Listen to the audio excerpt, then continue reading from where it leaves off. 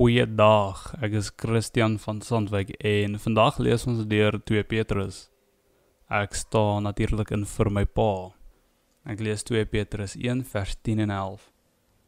Daarom, broers en susters, werk nog harder daaraan om met julle hele leefstyl te bewys dat God julle regtig geroep en gekies het. As julle dit doen, sal julle nooit struikel nie. En dan sal julle sonder ophou en sonder dat iets julle hinder, kan deelneem aan die ewige koningsheerskappy van ons Here en Verlosser, Jesus Christus.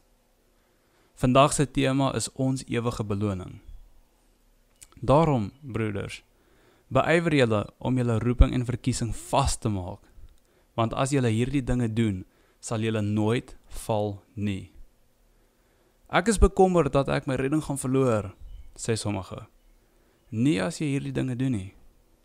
Ek is bekommerd dat ek sal struikel, sê sommige.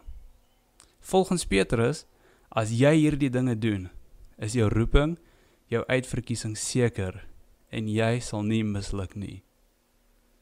Want so sal die ingang oorvloedig aan julle gedien word in die ewige koninkryk van ons Here en Saligmaker, Jesus Christus.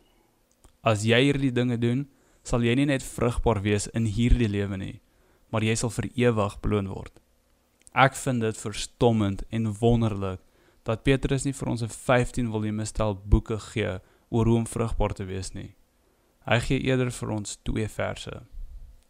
As ek nie kennis nastreef nie, kan ek val. As ek nie deeg byvoeg nie, kan ek val.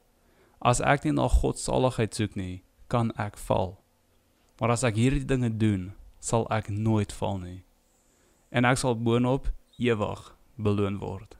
Mag jy 'n absolute wonderlike dag verder hê.